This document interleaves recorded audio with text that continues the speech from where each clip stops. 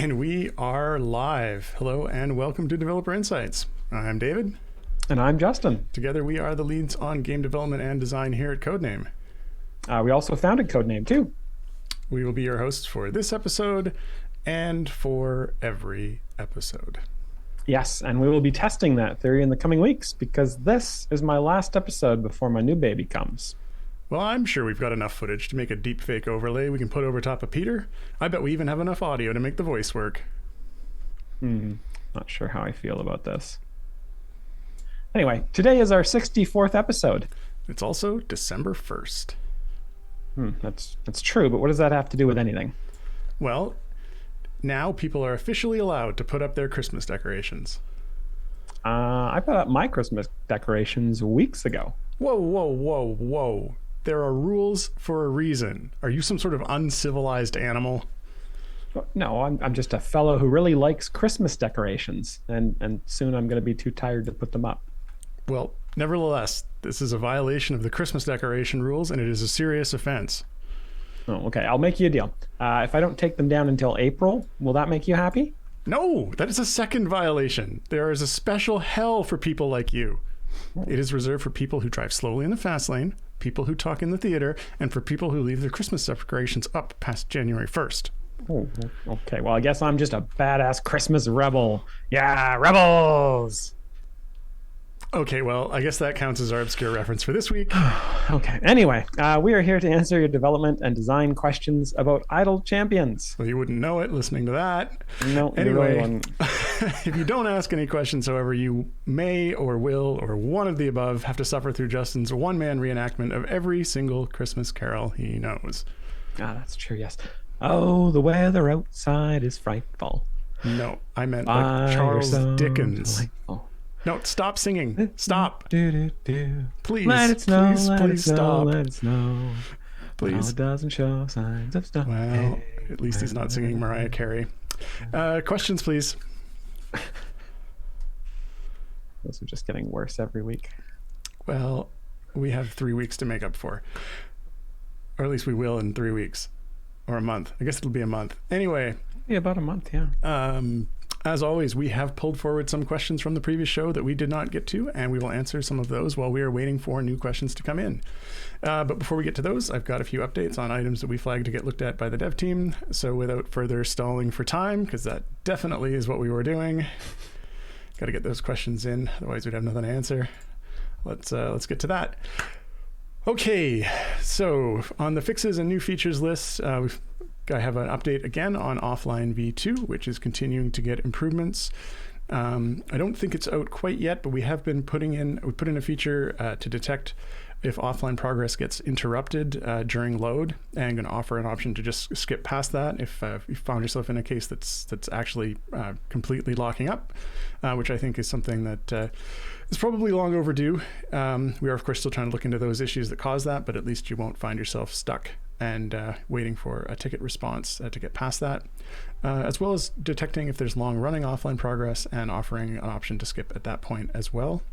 And this is all something that we will be measuring and checking on analytics side so we can see actually how long the offline progress are taking and take steps to make that faster. It looks like the better cycling for champions on console is out, as well as the making the bud larger on console is out. So that's great. In progress still. We're still working on the condensing the buff icons to get rid of that overwhelming blob if there's a large number of them. I know I was touch base with Alex on that yesterday, and it looks like it's coming along, but it's going to be a few more days before that's ready to put into a build. Items that are still on the list that we are hopefully get to. Let's aim to get these out before the new year. Is adding icons to the portraits of champions that are blocked due to variant rules that have a feat available that could make them unblocked. Getting a skip animation in for the code chest so that it before it's when you're opening a code to make that a little bit quicker because it interrupts if you're going code after code after code. Getting a tooltip on gear that has a max level to indicate the progress towards the max level of that gear. Adding an option, actually I think this one was taken care of too. I have to check with Nick on this, but there was an option to quickly return to Area 1 on mobile. That's where you, all the other platforms as an option, you can click to get back to Area 1 except for mobile because it doesn't have a keyboard. So we're going to add an option so you can click and hold to get back to the first area. Adding some additional icons to the quest tracker to show the different types of season quest, which has a brief reprieve on the need for that, but as soon as season 2 starts, that will make a lot of sense to have. Recall for familiar, indicator, how many unread changelogs you've got, and saving feats with formation. All right. Great. Yeah, we have a couple other things that I just wanted to touch on before we get to questions. I believe the season feedback survey, I believe that closed yesterday. Thank you to everybody who filled that out and gave us your feedback. It was feedback. We read it. We read through a whole bunch of it. I sure did. It was a great afternoon of Dave just reading through the text responses. There were a lot of very really passionate people. Other people, not as much. So we have made a bunch of changes for season 2. Some of it's based on the feedback. Some of it we actually made before we got the feedback. So one of the big examples, one of the big things we saw in the feedback was people who were annoyed that you had to buy all of the season items. For example, some of the skins in order to access tier 11, especially if you bought the pass, or well, really if you bought the pass. So in season 2 and moving forward, well, at least in season 2, you'll only have to buy basically the same number of items that free players have to buy, that non-pass holders have to buy in order to access tier 11. So everyone will be able to access tier 11 with the same number of purchases. You won't be forced to buy skins or trial stuff or other stuff that you don't really want before you can access the tier 11 and get the cool stuff that's there. So that's one of the big things that we saw in the survey, and one of the big things that we will be addressing in season 2. The other thing that somebody wanted me to point out or mention was that in prior years, we do an end-of-year retrospective blog. I think last year it came out at the end of January instead of the end of December. This year, we still want to do one of those. It's more likely to be similar to this past year's one, where it comes out maybe a little bit later, because I'm going to be a little bit busy for the next few weeks. So I probably won't get a chance to write that up. Wait, wasn't there a blog that took you like 8 months to write? No, this was I got it out by the end of January or maybe the end of February. March, sometime. We got it out at the end of a month.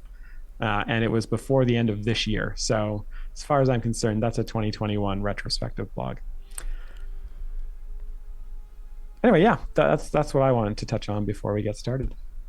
Okay. Well, let's go into what we had left over from last week. We didn't have a huge amount left over last week, given that it was on Turkey Day of all days, which resulted in a little bit of a lower attendance. So... let's see. We got at least 2 questions pulled forward here. First one here is from Tarjay the Terrible, asking, when will we get to split the party again for a 5th adventuring group? Yeah, that's a great question. I think we're pumping the brakes a bit on adding another adventuring party until we can really get the offline progress and background progress working really, really well. So I don't think we've got plans to do a 5th adventuring group in the near term. I know that was actually another piece of feedback that we got in this season, the season surveys. People were expecting the Modron Corps to come with a 5th adventuring party or another additional adventuring party. So we did not. That was not our intention, and I think we'll definitely be. If we do another adventuring party, it will come through another split the party variant, and we'll see when we get to that, but probably not in the first bit of the new year at least. Okay, next question is from Max IQ Bert. Is there going to be more updates to the Waterdeep campaign, including another evergreen, maybe? So yes, I have to look this up because I know I designed the last few variants for Waterdeep a little while ago, but it looks like they are scheduled to come out in the first quarter of 2023, and so they will, much like the Tomb of Annihilation campaign, we will get to 3 variants in every adventure in Waterdeep. And at that point, there'll be one final mega variant that'll have a unique reward. And after you've done that, you will have completed the Waterdeep campaign.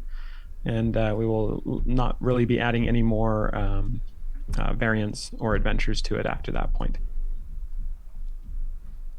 Okay, that's it. That's all we got from last week. That was it. Yep. Okay, moving on to new questions. Starting us off, we've got a question here from Dust7777. Could you please make it so that Electrum chests target commons, uncommons, and rares that are missing in whatever champion that you have?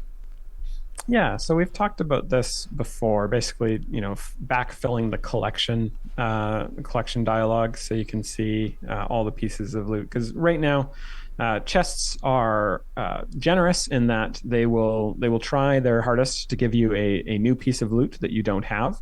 But they don't really try at all to give you any loot that you missed or skipped. So if your first piece of loot in a slot is, say, the epic item, then chests won't make any effort to give you the common, uncommon, and rare versions of that item because it's not an improvement. Are you personifying the chest? The chest is making an effort? Is this? Yes. Yeah. So I think this is something that we could do down the road. It's not something that I think we're going to spend dev resources on in the near term, but it's definitely something that we are aware of that folks are missing, that are missing those pieces of gear and would like to fill out their collection screen. The next question here I thought was interesting to talk about, at least. This is also from Dust7777. And they say, other idle games have a power saving / anti-lag mode where nearly the entire screen goes black. Damage numbers, enemies, champions, etc. are all rendered invisible. Wait, what other idle game has champions? Like you said before about players who turn it on and forget, let's put a big deactivate button in the middle of the screen, I guess, so people don't complain that their screen has gone black. Yeah, that would be hopefully you wouldn't forget and miss something like that.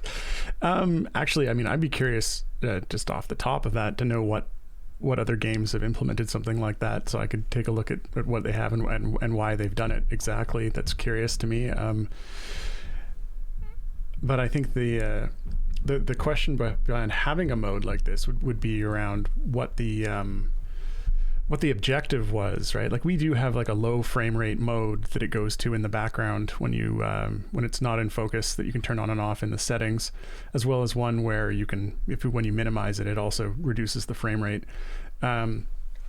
Unfortunately, sort of a lot of what the game is calculating in our game in particular isn't the visuals that are causing a lot of like the CPU usage and or the speed limitation. It's almost entirely in formation and effect calculations, and so while there may be some saving by turning off the visuals or having less damage numbers, for example, on screen, it's not as significant as you might think. So yeah, it's something that we consider putting in, but again, I'd have to check and see sort of how impactful it would be, because it's likely not any more impactful than, say, just turning the frame rate down. Yeah, I don't know. Do you have any thoughts on that, Justin? No, yeah, and that's you basically kind of said what I was thinking as well. As I'm not sure how much benefit there would be there from a lag perspective. Yeah. Okay. Next question here comes from question : with some people not completing their trials because Trials of Mount Tiamat's health bar isn't working as intended, will some priority be placed on fixing this bug? Yeah, this is still something that I do want to get looked at, and I'm just going to highlight this one just so we can poke Wilson and see if he's got some time on that. I think I've mentioned before that I think this is probably a visual bug, because the way that stuff is calculated on the back end, I just don't see how this could be happening at the end of the day. So I think it might be a visual bug, and the amount of damage being done should be correct. But we will look into this. It is a priority. A priority bug from my perspective, so we will take a look at that. Yeah. Okay, so just highlighting some more questions here. Next question. This question is from Dust7777 again. Dust is asking, you should announce the next season, or I guess stating, you should announce the next season champions as soon as you know who they are, so that we can start trying to avoid them, because it feels wasteful using a free time gate on a champion who will have a half-price time gate soonish. Heck, announce them even when you aren't sure. I'll avoid them all.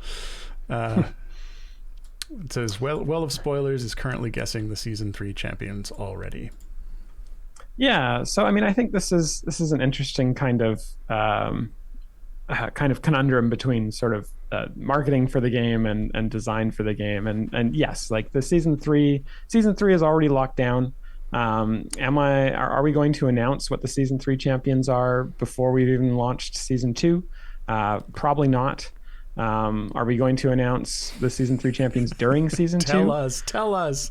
Probably not, because we don't want to, we don't want to rain on the sort of hype parade for those champions. So I mean, I think, maybe we can start to tease them sort of after the season ends, but that's more of a decision for the marketing team than for me, because I think we want to make sure that we're building up hype around the seasons. And for season 2, we will be launching kind of a preview of the season a week before it starts. So I think December 14th, I think we're gonna sort of launch the season champions and all of their changes about a week before the season starts. And during that time, there will be cheaper time gates. So you'll have a week to kind of get those champions set up before everything launches, and then the season will start on the 21st. So there's some spoiler for you. I'm not sure if we'd announced that the season was starting on that day, but that's what's happening.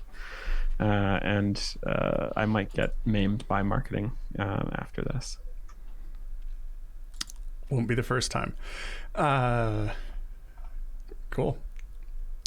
Let's see what the next question is.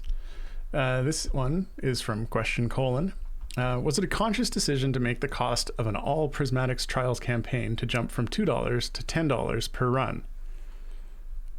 So this is a question I've definitely seen. We've seen this question a couple of times, and I think there's some other sort of equivalents to this further down in here. And so the answer is no. But at the same time, we were looking at sort of the numbers and the stats. We weren't seeing a lot of campaigns that were launching with prismatic vials, and especially paid prismatic vials. Like, I think the grand total sort of amount that was spent on prismatic vials, over the course of the first year was extremely low.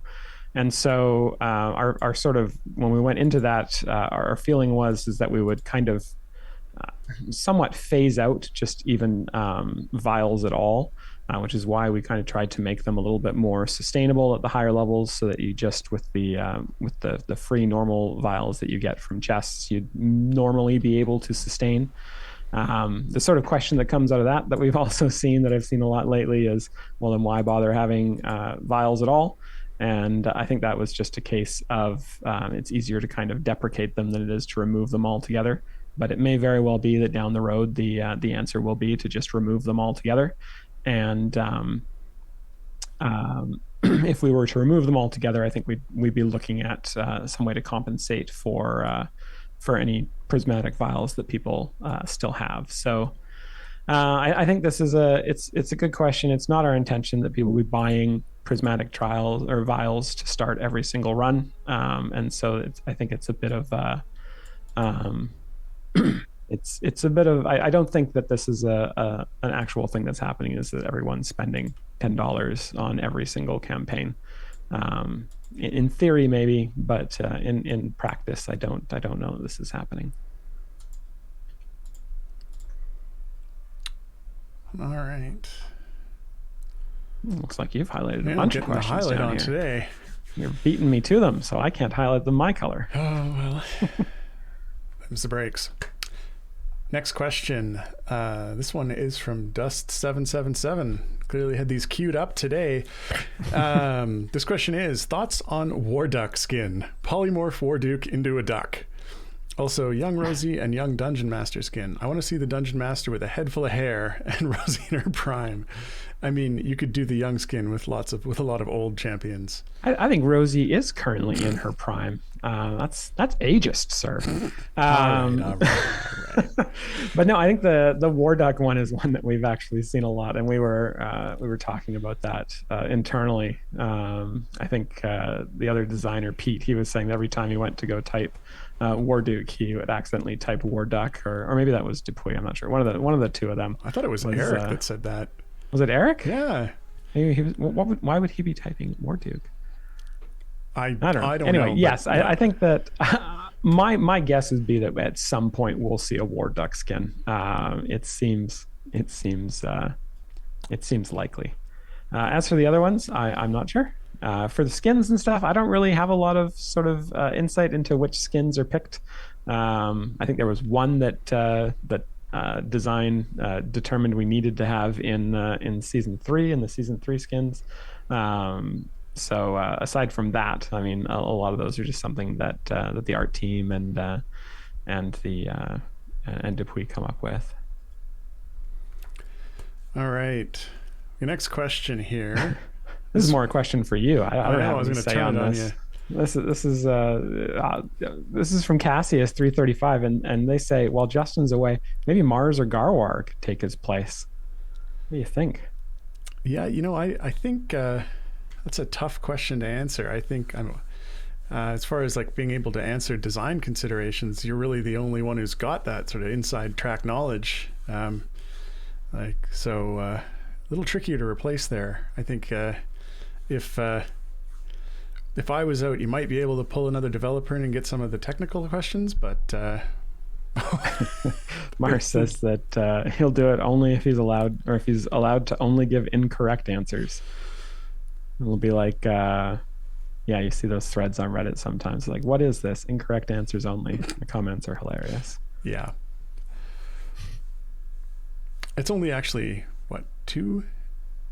It would only be one regular shows? two regular shows, yeah, and then the office is closed down for 2 weeks anyway. So I'm basically just missing the show on the 8th and the 15th, and then I will hopefully be back on the 5th of January. So that'll be our first show of the year, assuming we don't get bumped to a different time slot. No, let's not have any of that. All right, next question. Oh yeah. This one's from Kunk, with some eyes outside it. And they say, I'm getting a message saying you have 2 parties that are not making progress. Is this a bug with the new background party system? So that's kind of a loaded question. I see there's another one further down that actually had a similar question, and adding the option to show the prompt that shows that you're not making progress was something that was requested, I believe, on this show, that we put in so that it's brought to your attention if a party has stalled out, and then you can go take a look at them. If the party is not in fact stalled out, that is a bug. If this party is stalled out, which is something that can naturally happen, if you get to the wall for that party and an auto progress turns off, that's a thing. You can certainly have a party that's stuck and needs you to go make adjustments to the formation or whatnot. But if it's stalled out and you go there and it just proceeds normally, that could be an issue. So it's something that if we're getting that message in error, then we can look into it further. But it is actually just supposed to be there to let you know that, hey, this party needs some attention. You may need to update the formation, or maybe it's as far as it goes, you need to reset. But that message should be there to just for your information. So, Okay, here's another question that we haven't seen in a while. This one is from Gray Seer 1076. Have you considered making supply chests somewhat more available in the store? So yes and no, I think, is kind of the answer to this question. Yes, we have considered it. We've considered making supply chests like just be straight up available. We've also considered using them as sweeteners for certain situations, like for weekend promos.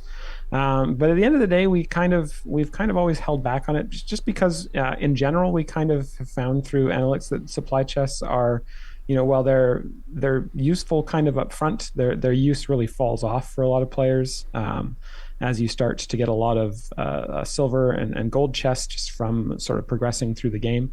That a lot of players just end up having more potions than they can really use on a regular basis. So I think every time we've kind of considered it, it's been a kind of thing where it's probably not worth our time to put it in, because it probably wouldn't get a lot of purchases in there, at least for real money. Yeah. Okay. This next question is from SailNet. SailNet asks, what is the timeline for releasing the legendary forge changes that you've previously mentioned are coming? Yes, thank you for this question, because I haven't mentioned this in a little while. So we were planning on getting those out before Christmas, but they're going to get a little bit bumped because of just my time. I haven't had a chance to go in and really look at the numbers the way I was hoping to, and do some sort of final testing on that. So we were hoping to see those kind of in the January-February timeline, I think. And that if that gets bumped again, I'll let you guys know. All right. Next question. This one is from the Lurking Writer. They ask specifically, Justin, Ellie helped you redesign Turiel. How close to finalizing the updates is she? Also, congratulations to you and your family. Thank you. Ellie is my daughter, and if you didn't catch it, then check out the Design a Champion stream from our Extra Life this year, where instead of playing with Eric like I was hoping she would for the hour of that stream, she instead sat on my lap and helped us determine the new numbers for Turiel in that rebalance. Well, the problem is we use quite large numbers in this game. The sort of the smallest buff is like plus 100%. Unfortunately, Ellie doesn't know any numbers bigger than like 19 or 20. So we asked her what percentage Turiel should buff by, and she said 9. So Turiel will now have a 9% buff once those updates get in. But so that was a fun stream, and hopefully funny and fun for people watching. But thank you. Okay. Next question's from Monkey House or Hoss. And they ask, could you add an option to have the action figure skins move normally? Something to toggle on and off, perhaps? Yeah, so that's an interesting question. I mean, the action figure skins, if you haven't seen them, are skins that are designed around making the character look like they're, like an action figure, like they're made of plastic. And the animations are done to suit, so they look as well. They've got very sort of like the joints that don't move, so the legs very are stiff movement. Yeah, to make them again look like they're not really fully articulated action figures. I think it's sort of from a design or a stylization perspective. No, that's their design. The skins are a purely aesthetic option, and so the idea is that. That's how the skin was, and if you want a different one, then a different skin is a better choice. I think is sort of where that one lands. A secondary reason on that would be that, of course, that would mean that they'd actually have to have 2 sets of animations, which is not something that they currently support. But I do think when it's something that's sort of like an aesthetic choice like that, that if that's not sort of the style you want to use, a different skin is probably a better option. Hopefully I didn't sound too harsh on that one. Just check me on that. Okay. Let's see. Next question. This one's from Dust7777. They're sprinkling their questions in throughout the stream instead of front loading them all this time. They are asking. They're asking about what did Mark say about the Modron force calculate /reset button I asked about last week? So do you want to sort of give a little summary of what they were asking about, and then give an update on it? Yeah. So what was asked last week was if there could be an option on the party display to, if there is a Modron already set on and it's got a reset area, it doesn't need to have a reset area. It just has to be set to to be on a party that makes sense, something that's like a free play, to be able to just push a button on the party view to say, all right, restart this party now.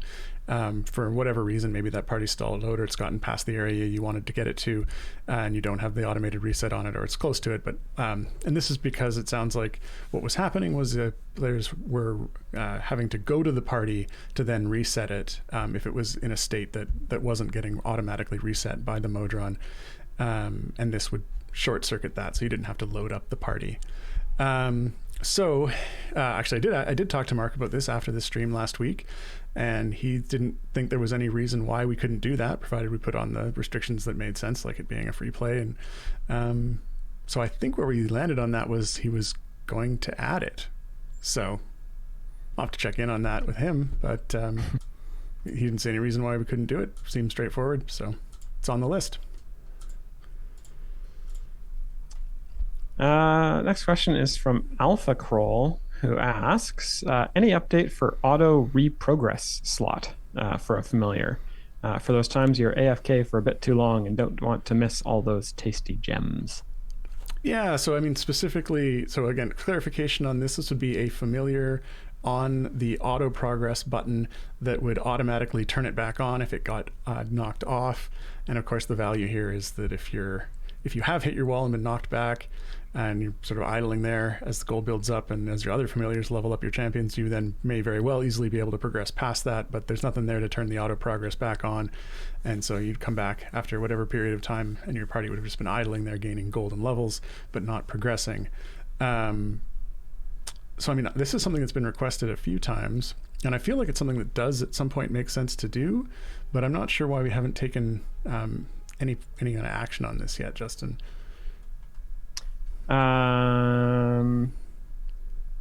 No, I don't think so. I don't think we've taken any. No, I'm asking. Well, I'm not sure why. I'm not sure why. Sorry. Yeah. Sorry, I was reading further. I was looking at a champion design sheet based on a. Anyway, I don't know either. I think it's something we could add in. I don't think there's any particular reason that we've said like, no, let's not do this right now. It's just something we haven't gotten to. Okay. Oh, Martin's typing. I think that means it's giveaway time. It is giveaway time. So we're going to do our weekly giveaway. This is your last chance in 2022, assuming that they don't replace me, to have a chance to win 42 chests of your choice. So the way it works is very briefly, or very shortly rather, and briefly, in chat there will be an option to type in a special keyword. You type in that keyword and you'll be automatically entered into a chance to win chests. You get to pick what types of chests or type of chests you get. If you win, you can potentially choose any chest you like. You can choose gold chests, just regular gold chests. You could choose silver chests. You could get 42 gold Warduke chests if you'd like. Get a whole bunch of gear for our buddy Warduke. Speaking of which, the keyword is Duke of War, all one word. So go ahead and type that into chat. You'll be entered to win that. And that'll be great if you do. I heard, I'm not sure if this is true, but I heard that in we did a stream last night, like a familiar quest thing, and we were giving away like an original edition in-box Warduke action figure. You hear about this? I didn't. And I was like, can I enter? I want to win that. Yes, that sounds I saw you amazing. Asking about that. And they said, no, I can't win. Yeah, I'm pretty sure Dylan said that you could enter, and if you win, you just have to redraw.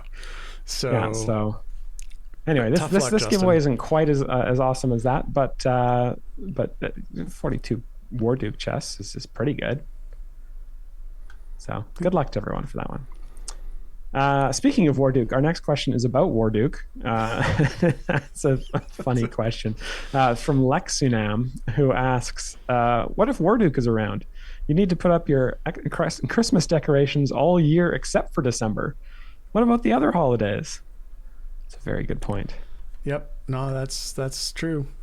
I can't argue with that. That's what I'm doing. I need to actually go and take my decorations down now, just for the month of December. Fair enough. Okay. Let's see. What do we got next? More Warduke questions. Yes. This question here is from Maniac Clown. And Maniac Clown asks, how does the logic work with chaotic inversion? Does it, as I would assume it does, simply invert the true-false equations as to whether a champion qualifies for a positional formation ability, or is it super complicated, instead working per ability? So funny story about chaotic inversion.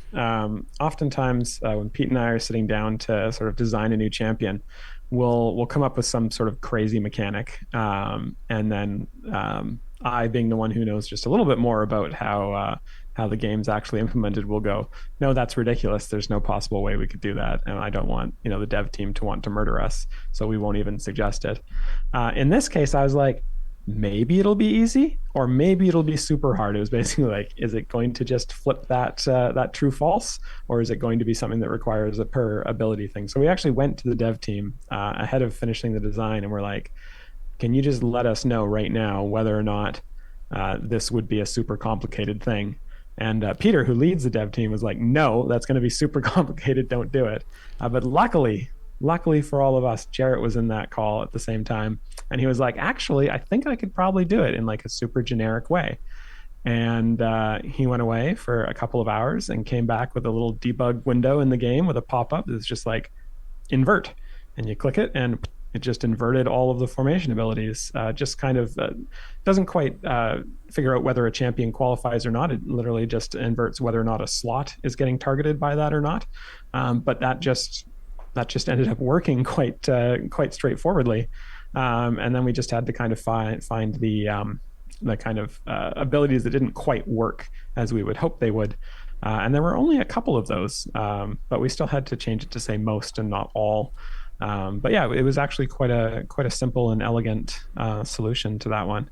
The only thing we have to do now is, as a design team, we have to be thinking about how is this ability going to work with chaotic conversion every time we design a new champion. So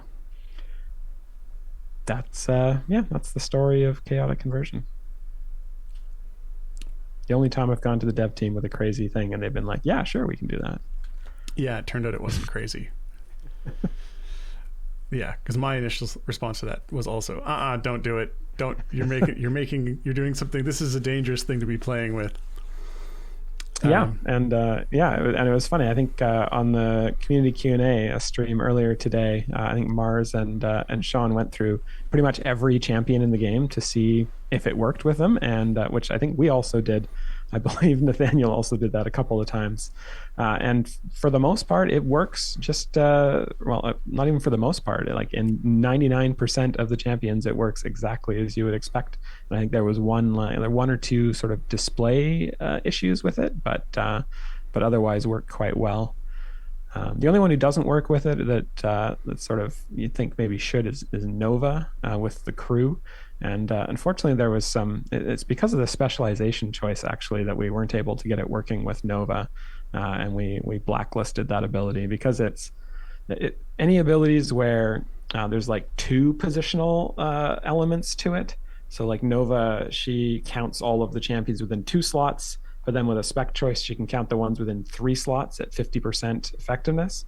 And so the question is like, how would you invert that? And it wasn't even that it didn't like programmatically work. It was just we couldn't actually figure out how to make that, how we should design that to function and have it be intuitive. Because if we invert just one part of it, or if we invert both parts of it, you get into situations where it like applies to nobody, or it applies to the original champions at 50%. Actually gets worse when you use that with Warduke. And so we decided to just throw our hands up in the air and blacklist that particular one because it was just too hard to figure out how it was supposed to work. Anyway, that was my very long answer to a very simple question. Let's go to the next question here. This one's from the Lurking Writer. This is for you, Dave. They say, there is a setting to disable familiar animations. This only seems to apply to their clicking animation, but not their other movements. Could this please make them static images? Some of their movements are highly erratic the moment you use any sort of speed potion, and can negatively impact frame rates on lower spec devices. Namely mine, I have a potato. Doubt. Do you doubt that it's a potato, or you doubt that it has negative impacts on their frame rates? Hashtag doubt on the negative impact on the frame rates. That's likely not the case, but I do understand that they do look erratic. And this reminded me that we did talk about this before and we didn't get it in, and I want to tag it so that we remember to look at this. So I'm going to actually highlight that so I remember. Yeah, especially some like the Gwendolier one that kind of comes in and out of the statue form. Okay. I can see that one being annoying. Restart to install the latest Windows updates. New updates. Don't do it. Nope, not doing that. So this came up a little bit before, and so the familiar animations themselves, like the disabling on that, was for the flashing effects. I think that's is that under the heading flashing effects in the settings, or am I misremembering that? I am not sure. We have redesigned the settings several times. Yeah, that was in the settings under to remove flickering or flashing like effects. But one of the things that came up with this before was that actually it would make sense to just not have the movements of the familiars affected by the speed ups, and so that was the setting that I wanted to make sure that we got in there, just to fix that, so that they don't look really flickery and erratic. On the other end, and then I guess sort of, wow, I'm all over the place here. So that's the goal, to fix that. I take it to have that looked at. As far as like having the familiars negatively impact frame rates, having them run faster, they're a very, very, very minor thing. So that one is something you don't need to worry about. But the erratic visuals are definitely something that we can get improved by just having them run at normal speed. Just making them static. I mean, I suppose it's one of those things where I guess it's in your game and your settings, but it doesn't feel like something that we'd really want to make an option unless it was really a problem. So, next question. This one here is from Randram.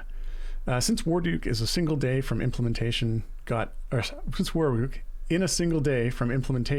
eligible counters on his spec choices, can we have the same for Egbert's first spec choice? Yeah, this is a good question. I'm not sure how we missed doing one for Egbert if it was a kind of simple thing like Warduke's. For Warduke, I think we had initially, or we had designed. The design had indicated that his spec choices should have these counters, and then I think they just got missed for some reason during implementation, and then the QA missed that they were supposed to be there. So they were kind of added more as a bug fix than a new feature that the community had asked for. So that's where they came from, I believe. We do plan to add those everywhere we can. We've been doing that so far in the sort of season reworks. We've been looking for places where the season champion should have those, and we'll continue to add those as we find them. I'll just highlight this Egbert one, and we'll see if we can quickly get that in too. Yeah, I'm gonna actually see the Lurking Writers followed up in the chat. Saying that by removing those familiars with the extensive such-erratic animation increases the FPS. It may very well increase the FPS by removing the familiars because they're attacking at a high rate, and attacks often have other effects that they end up triggering in their calculation. So pulling them out actually could very well have an effect, but not because of the animations, more because of the damage that they're triggering on monsters. So. Yeah, just the monster, like the flashing monsters when they get hit, I know is like it can be a non-trivial thing. As far as like the actual animated characters go, the familiars are one of the most simple in the entire game, and would have the limited amount of impact. Of course, a single champion has got more pieces than all 6 familiars that are out. But we say that, but. Yeah, I'm not sure. I mean, maybe Art's done something naughty. No. Maybe we should take that seriously and take a look at it. Maybe it's like remember the fire elementals in the tutorial. Oh gosh. We were like, no, there's no way those are causing slowdowns and causing iPads to crash. It's like, oh, yes, they are, because they've been created out of 60 billion pieces. Yes. The artist who animated that had all of the little individual flames as little symbols, which resulted in hundreds of symbols per fire elemental. But that I do not believe that's what's happening here. I definitely think that the attack's actually happening and triggering monster flashes and damage would be the part that would be slowing things down. That would be my intuition as well. Okay. Let's see. The next question here from It's a Calixo, who asks, is there a setting to display enemies' type and health numbers always on or on by default? There isn't. And that's not a bad suggestion. That's something I feel like has been asked for before. I know on console you pull back the left trigger, I think, or left bumper. One of the triggers or bumpers puts it into a mode that shows that. Mm-hmm. But there's no sort of toggle, and there's definitely not an option for that in sort of the standard PC UI. So I think that's actually not a bad idea. Mm-hmm. Okay, that's all I got to that. I'll tag it for the list. Cool. Yeah, there's more people in chat saying that certain familiars have issues. I don't know. I mean, we'll have to look at that. I mean, if there's a specific familiar that you pull one out and replace it with a different one, and just replacing that familiar changes the FPS, that warrants something worth looking into. But I have been having a really hard time figuring out how that would how the familiars just the animations of them shouldn't have an impact. Yeah, I agree. Okay, next question. This one is from Babili G 2000. Question: Warduke has a spot that shows how many positional effects are targeting him. Very easy to see and to read. I think Vicania has it as well. Could champs like Artemis? Valentine, I think, has it as well. Oh, you think it's the wrong champion? Okay. Yeah, but that's fine. Moving on then. Could champs like Artemis and others get the easy to read counters? Yeah, so I think this was first added, I think, with you got me saying Viconia, with Valentine. Yes, I think Valentine, because she's the one who spreads formation abilities to other champions. So we did that with her, and then we were like, hey, when we're doing Warduke, he's got a similar thing where it's really important to know how many positional formation abilities are targeting you. And so we added it to him as well. I think it's something we could go back and add to some other champions if it makes sense for their abilities. We want it to be only in a sense where, like, Valentine has an ability that literally, like, increases in power based on how many positional formation abilities are targeting them. It doesn't matter what the positional formation abilities are. I think Artemis, it's not quite as straightforward. He doesn't get buffed based on just being buffed by other formation abilities. He actually just buffs them and then steals them, and so the amount actually varies. You could be stealing 15 really useless abilities or 4 very powerful ones, and if the bar said 15 or 4, it might be a little bit more confusing as to whether or not that number being bigger is actually better or not. So I'm not sure we would add something like that to Artemis, but definitely sort of as we go, we're always thinking about overlays and what overlays can be useful for champions, and we're very willing to add those if it looks like it'll be a useful thing for players to have at their fingertips. Looks like this is the other question you were talking about earlier. This one's from Evil Emperor Zerg, and they're asking, what triggers the background parties have stopped warning? I've had it multiple times where 3 background parties are stopped at places they should not. Zone level of less than 100 in one case for no apparent reason. When I opened the party, it proceeded normally. Yeah, and sort of as reiterating what I said earlier in the show, the background party stopped progressing as there's actually a flag on the background party itself that says that auto progress has stopped, and that's what's triggering that specifically. If it's happening and they haven't stopped, you just go back in there and it works.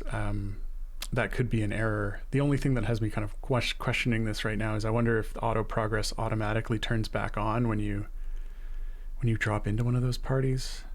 I think it does. There's a setting that's like always auto progress that I think will turn it on when you switch to the party at the very least. I think it might. Right. It might not be functioning quite properly with offline progress, though. Yeah, because that could give sort of the false impression, because if the party stops progressing because auto progress has stopped, and then it idles there for a given amount of time, and then when you go to there, the idle, because you've idled, now your champions have leveled up, and then auto progress resumes. There could be an edge case there. I'll have to look into that in a little more detail. I'll let Mark know that that's been asked about, because it does seem like there's potentially a case there that would be potentially it's confusing if the parties are stopping because they've hit a wall and they've been bumped back, and then when you load it up, auto progress resumes and you carry on. Yeah. Okay. Next question here is from Great Big Slug. Okay. Sure. With the Season 1 quest tracker being bugged and not counting correctly, my question is that the same system that tracked legacy achievements? I understand that it's a low/no priority. Oh, okay. I was scratching my head trying to figure out what this was applying to. I think it's the sort of the screen at the end of the season that we had that sort of showed how many of each quest type that you had, it didn't sort of show completed. That. It specifically showed that. Well, there was some bugs with it. It sort of showed that. So our thought was that was bugged because at the very beginning of the season we weren't tracking those numbers properly, and during the season we were using just the full. We were actually looking at the quests themselves to see which ones were completed and counting it up again, basically, to show it there. So we didn't realize that was as out of step until the season ended. We were using those cached numbers that we had. So it should be better for Season 2. With that said, there may still be some issues with that data, and so we're gonna try and keep an eye on that and make sure that is tracking more accurately, or tracking perfectly accurately, because there's no reason it shouldn't be, because the system certainly should know how many quests you've completed. So that is something we will be watching for Season 2, and hopefully it won't be an issue. Knock on wood. Yeah. Let's see. Next question here. You're the one who read through all the feedback, so this one's for you. Clemshine5000 says, what was the most negative feedback and the most positive? I assume from the season survey is what they're intending. Yeah, I assume that's what they're asking about. We mentioned it earlier in the show. I mean, I'm certainly not going to go into any of the details of what was on the survey, because I don't feel like that's an appropriate thing to do. People put that in there with the intention that it doesn't, or rather the impression, which is not just an impression, but also the case that we're not going to be broadcasting the results of that in general to people. But the survey overall, most of the what am I trying to say? But the overall results were quite positive. People seem to actually quite like Season 1. There were a few sort of sticking points that I know you've already made some adjustments on. So one of a really common feedback around Season 1 rewards was having to purchase every item to move on to the next tier. Including items that, skins, for example, are something that some people really like, and others that are like, more, actually, I'd rather have something that had power and I'm not really interested in that skin. And the way the reward system was set up, you did have to purchase those to get to the next tier. And that was to get to tier 11. You didn't have to purchase them to get to the next tier, yeah. Right, my bad. And that was something that was a bit of a sticking point for a number of players, which they let us know for sure. And then, so I would say that would probably be the sort of the most negative sort of general sense for that, and that's something that we've got corrected for the next season. And then for positive, I think there were a lot of players who actually not only just enjoyed the season, but thought that overall it was a good value. So okay, next question. Looks like we're starting to run up against the clock. I don't know, should we answer this next one or not? Sure, and then we'll call it. All right, I guess, unless you don't want to answer that one. Well, maybe I can give some hints. Okay. Yeah. This question is from Lightning Hawk, and Lightning Hawk asks, "Will you announce who the Season 2 champions are?" Ooh. So I don't think I'm going to say who all of them are, because I might get in trouble from people who are preparing marketing beats and whatnot to announce that stuff. But I can give some hints. I think that they're part of an affiliation. It's an affiliation season again, similar to Aroas. So they're all from the same affiliation. Um, and the affiliation is quite an old affiliation. It's been around for a long time. And the affiliation has how many members does it have in the game? 8/9, I guess, right now, when you think about it, it has 8 sort of champions, but I'd say 9 members. And yeah, it's gonna be a fun affiliation. It's gonna be a fun season, and there's a lot of Dust777 says it's 8. I'm pretty sure it's 9. I think you're forgetting about a very important member of that affiliation. Sits on the shoulder. Anyway, so yeah, that's all I got to say about that. All right. Well, I think we should probably Great Big start. Slug says, "Boo!" Say, oh well, why are you being so negative? Right. I think we should start wrapping it up here because we were basically out of time. Right. Oh, yeah. So yeah, if we didn't get to your question this week, don't worry, you'll have another opportunity, but not for a while. We'll be live again in January 2023. I'll look like this, except a lot more tired. So Merry Christmas, Happy Holidays, Happy New Year to you all. Before we sign off, though, we'd like to thank our tireless mods. This week it was, who was it here? It's written down up here. SRAM and Nitram. That says inverted by Warduke. So thanks to both of you.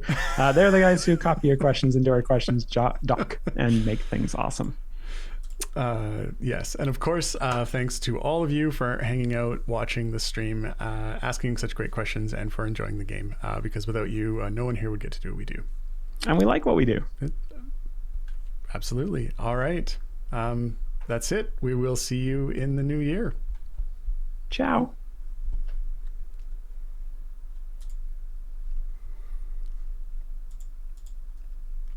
Well, it doesn't show signs of stopping. And I brought me some corn for popping. The lights are turned way down low. Let it snow, let it snow, let it snow. Well, at least you're not singing Mariah Carey. But that's, All I want for Christmas is you.